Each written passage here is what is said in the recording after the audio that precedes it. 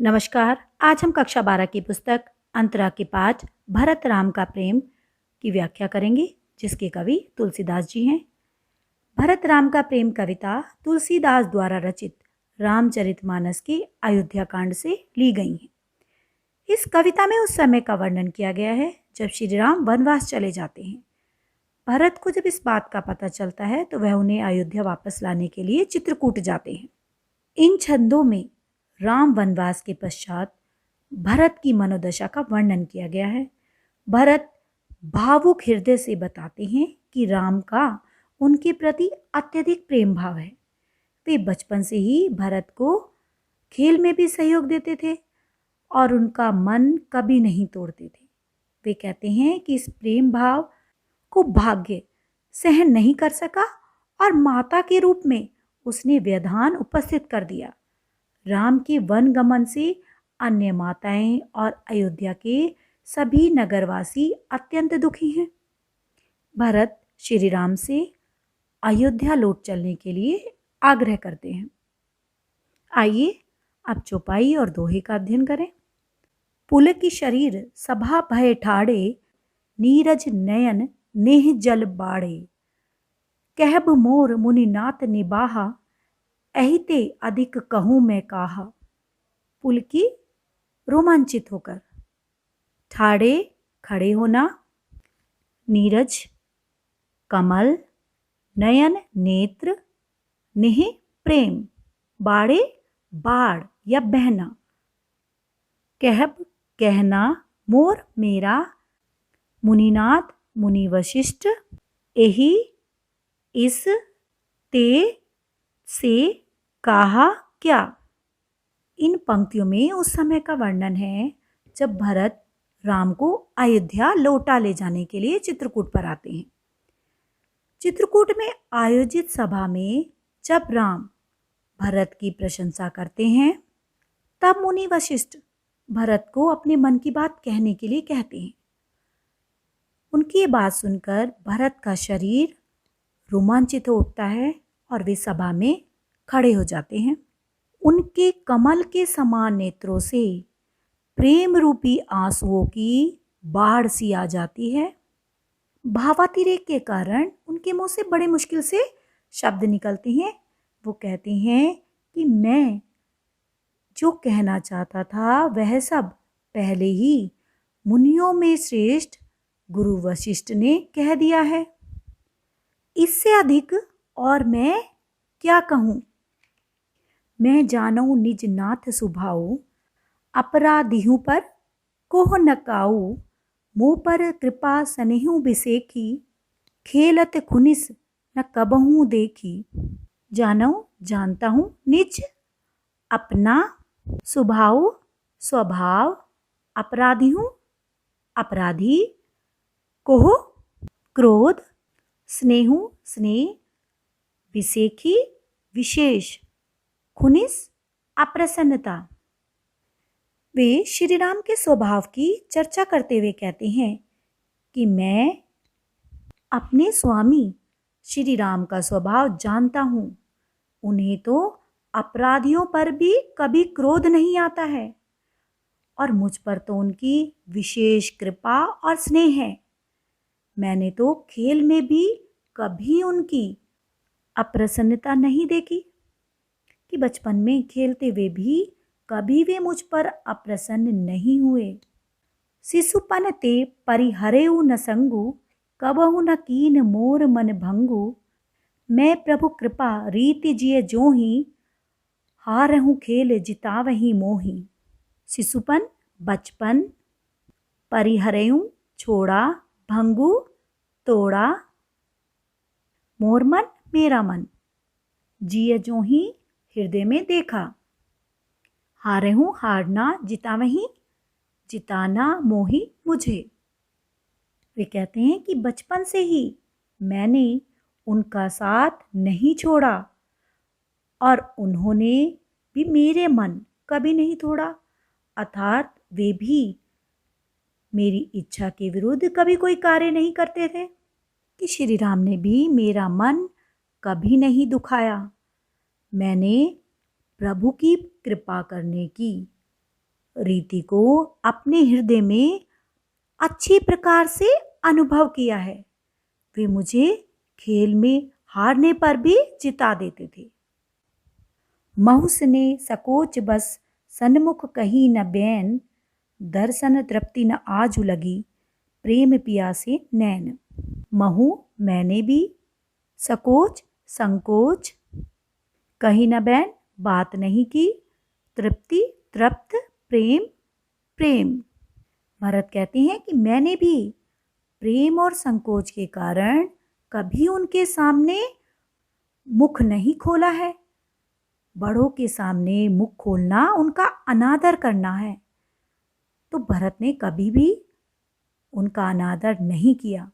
वे तो बस सदा ही राम के दर्शन करते रहे और आज तक उनके दर्शन से तृप्त नहीं हुए। उनकी आंखें तो सदा से ही राम के दर्शनों की प्यासी बनी रही हैं। विशेष में आप लिख सकते हैं कि इन पंक्तियों में भरत का राम के प्रति अनन्य प्रेम अभिव्यक्त हुआ है। नीरज नयन में उपमा अलंकार है और नेह जल में रूपक अलंकार है। सुनी मुनि वचन राम रुख पाई में अनुप्रास अलंकार का प्रयोग किया गया है। भाषा अवधि है। छंद चौपाई दोहा है। पुल की शरीर से चितावही मोही तक में चौपाई छंद है और महु स्नेह पियासे नैन में दोहा छंद है। शांत रस है। दूसरी चौपाई पढ़ते हैं। विधि न सकेऊं से ही मोर दुलारा, नीच बीचू जनने मिस पारा, यहु कहत मोहि आजु न शोभा, अपनी समझसु साधु सुचि को भा। विधि विधाता से ही सहन करना, मिस बहाना, पारा पाला अंतर, जननी माता, सुचि पवित्र शुद्ध, भा हुआ। भरत भाव विभोर होकर कहते हैं कि संभवतः ईश्वर को मेरा और राम का स्नेह संबंध सहन नहीं हुआ। ये उन्होंने मेरी नीच माता के बहाने मेरे और श्री राम में अंतर उत्पन्न कर दिया, अर्थात उन्होंने माता के दुर्व्यवहार को बहाना बनाकर हम दोनों भाइयों को अलग कर दिया। आगे वो कहते हैं कि मुझे आज यह कहना भी शोभा नहीं दे रहा, क्योंकि अपनी समझ से कोई भी साधु और पवित्र या सच्चा नहीं होता है। मातु मंदी में साधु सुचाली, उर अस आनत कोटि कुचाली, फरई के को दव बाली सुसाली, मुक्ता प्रसव की संबुक काली। मंदी नीच, सुचाली सदाचारी, कुचाली दुराचारी, फरही फलना, कोदव मोटा चावल या कोंदो, सुसाली धान, मुक्ता मोती, प्रसव उत्पन्न करना, संबुक घोंगा। भरत कहते हैं कि यदि मैं कहूँ कि माता नीच और मैं सदाचारी और साधु हूँ, तो ऐसे भाव हृदय में लाना ही करोड़ों दुराचारों के समान है। अर्थात माता के प्रति अभद्र विचार और अपशब्द सर्वथा अनुचित हैं। अपने चरित्र का सही आंकलन स्वयं करना कठिन होता है। चरित्र की पवित्रता का निर्णय अन्य ही कर सकते हैं। माता को अधर्म और स्वयं को उत्तम मानना अनुचित है। वे कहते हैं कि जिस प्रकार कोंदों की बाली से उत्तम धान उत्पन्न नहीं हो सकते और घोंगा श्रेष्ठ मोती को जन्म नहीं दे सकता, सपने हु दोसक लेसु न काहू, मोर अभाग उदधि अवगाहू, बिनु समझे निज अग परिपाकू, जारियूं जाए जननी कही काकू। सपने हूँ स्वप्न में भी दोषक दोष, लेसु लेश मात्र जरा सा, उदधि समुद्र, अवगाहु अथाह, अघ पाप, परिपाक परिणाम फल, काकू कटुवचन। जारिए जाओ जाने बिना। वे कहते हैं कि कोंदों की बाली से उत्तम धान फल उत्पन्न करना और काली घोंगी से मोती उत्पन्न करना जैसे संभव नहीं है, वैसे ही इस सब के लिए स्वप्न में भी किसी को जरा सा भी दोष देना उचित नहीं है। यह सब तो मेरे अभाग्य का अथाह समुद्र है, जो मैंने अपने पापों का परिणाम समझे बिना ही अपनी माता को कटु वचन कहकर व्यर्थ ही जलाया है। वे कहते हैं कि जिस प्रकार कोंदों की बाली से उत्तम धान उत्पन्न नहीं हो सकता और घोंगा श्रेष्ठ मोती को जन्म नहीं दे सकता, और इसमें किसी का लेश मात्र भी दोष नहीं होता, उसी प्रकार दुराचारी माता के गर्भ से चरित्रवान सदाचारी पुत्र का जन्म संभव नहीं है। हृदय हेरी हारेऊ सब ओरा, एक ही भांति भले ही भर मोरा, गुर गोसाई साहिब सिय रामू, लागत मोहि नीक परिणामू। हेरी खोज कर, हारेऊ हारना, भले ही भलाई, नीक अच्छा, परिणामो परिणाम। वे कहते हैं कि मैं अपने हृदय में सब ओर खोज कर हार गया हूँ। मुझे अपनी भलाई का कोई रास्ता कोई साधन नहीं सूझ रहा। मेरे उद्धार का एकमात्र साधन मेरे गुरु सीता माता और श्री राम है। साधु सभा गुरु प्रभु निकट, कहूँ सुथल सती भाऊ, प्रेम प्रपंचु की झूठ फुर, जानहि मुनि रघुराऊ। सुथल पवित्र स्थान, सती भाव सत्य भाव से, प्रपंचु छल कपट, फुर सत्य। भरत जी आगे कहते हैं कि यहाँ इस सभा में गुरुजी और स्वामी के समीप इस पवित्र स्थान चित्रकूट में मैं सत्य भाव से कहता हूँ कि मेरा यह प्रेम छल कपट झूठ या सच है। इसे सर्वज्ञ मुनि वशिष्ठ और श्री राम ही जानते हैं। अर्थात मुनि वशिष्ठ और श्री राम यह भली बात ही जानते हैं कि मेरी बातें प्रेम से भरी हैं या छल से भरी हुई हैं, कि ये सच्ची हैं या झूठी हैं, इनका निर्णय ये ही करेंगे। विशेष में आप लिख सकते हैं कि इस काव्यांश में भरत का श्री राम के प्रति अनन्य प्रेम व्यक्त हुआ है, साथ ही वो श्री राम की वनवास को अपना दुर्भाग्य और विधाता की विडंबना मानते हैं।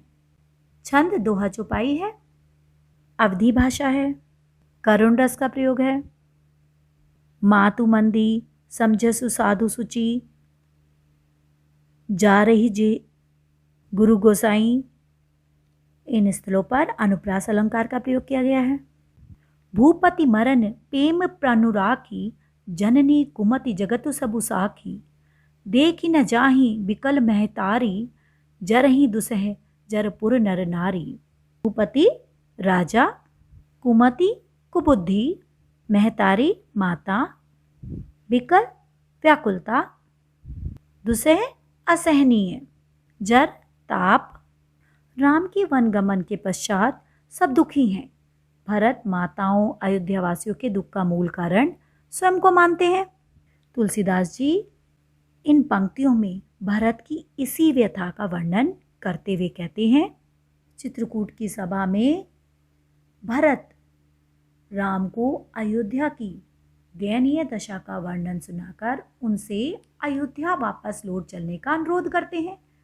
भरत कहते हैं कि राम के प्रति अपने प्रेम के प्रण का निर्वाह करते हुए महाराज दशरथ का मरना और माता कैकेयी की दुर्बुद्धि, इन दोनों का सारा संसार साक्षी है।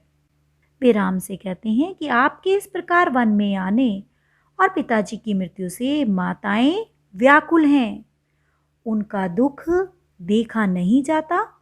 समस्त अवध के नर नारी भी आपके वियोग रूपी असहनीय ताप से जल रहे हैं। उनका दुख असहनीय है। मही सकल अनर्थ कर मूला, सो सुनी समझसु सही सब सूला। सुनी बन गवनहु कीन रघुनाथा, करि मुनि वेश लखन सिय साथा। मही मैं ही, सकल सारे, अनरथ अनर्थ, मूला जड़, सूला दुख। वे कहते हैं कि इन सब अनर्थों का मूल मैं ही हूं, और यह सुन और समझकर मैंने सब दुख सहा है। मेरे ही कारण श्री राम, लक्ष्मण और सीता मुनि का वेश धारण कर वन को चले गए। बिन पा नहिन पयो दही पाए, संकरू साखी रह्यूं एही घाये। बहुरी निहारी निषाद सनेहू, कुलिस कठिन उर भयों न बेहू। पानहिन जूते, पयो दही पैदल, घाये घाव जख्म, निहारी देखकर, कुलिस वज्र, बेहू छेद। वे कहते हैं कि मेरे ही कारण श्री राम, लक्ष्मण और सीता मुनि का वेश धारण कर वन को चले गए। वे बिना पादुका पहने नंगे पांव ही पैदल वन चले गए, और यह सुनकर शंकर जी साक्षी हैं कि मैं यह घाव लगने से भी जीवित रह गया, अथवा यह सुनकर जो आघात मुझे लगा उससे मेरे प्राण क्यों नहीं निकल गए। और फिर जब मैंने निषाद राज का प्रेम देखा तो मेरा यह व्रज से भी कठोर हृदय फट क्यों नहीं गया, कि निषाद राज की भक्ति और श्रद्धा को जानकर भी मेरा कठोर हृदय नहीं पिघला। अब सबु आँख न देखहूँ आई, जियत जीव जड़ सबहि सहाई। जिनहि निरखी मग सापने बीछी, तजहि विषम बिषु तापस तीछी। बीछी बिच्छू, तीछी तीव्र, तामस क्रोध। वे कहते हैं कि अब यहाँ आकर अपनी आंखों से मैंने सब देख लिया है। मैं जड़ जीव की भांति सब कुछ सह रहा हूँ। जिस प्रकार जड़ पदार्थ पर किसी भी आघात का कोई प्रभाव नहीं पड़ता, उसी प्रकार भरत भी कठोर से कठोर आघात को जड़ पदार्थ की तरह सहते जा रहे हैं। वे कहते हैं कि श्री राम के प्रताप के मार्ग में आने वाले सर्प और बिच्छू भी अपना विष त्याग देते हैं। तेई रघुनंदनु लखनु सिय, अनहित लागे जाही। तासु तन्य तजि दुसहो दुख, देऊ सहावही काही। अनहित जो हितकारी ना हो, तन्य पुत्र, दुसह असहनीय, देव देव विधाता, कि जिन श्री राम को देखकर रास्ते के सांप और बिच्छू अपना विष और तीव्र क्रोध को त्याग देते हैं, ऐसे दयालु श्री राम, लक्ष्मण और सीता के साथ जिसने शत्रुता का व्यवहार किया, उसके कई के पुत्र भरत को ईश्वर अवश्य दंड देगा, कि जिसके कई को ही शत्रु जैसे प्रतीत हुए, उसके पुत्र को छोड़कर देव असहनीय दुख और किसे देगा। विशेष में आप लिख सकते हैं कि भरत स्वयं को राम के वनवास का कारण मानकर अपराधी मान रहे हैं। भाषावधि है, छंद दोहा चौपाई है, शांत और करुण रस का प्रयोग हुआ है। कुलिस कठिन उर में उपमा अलंकार है। अनुप्रास अलंकार का प्रयोग तो कई स्थानों पर किया गया है। आशा है भरत राम का प्रेम कविता आपको स्पष्ट हो गई होगी। धन्यवाद।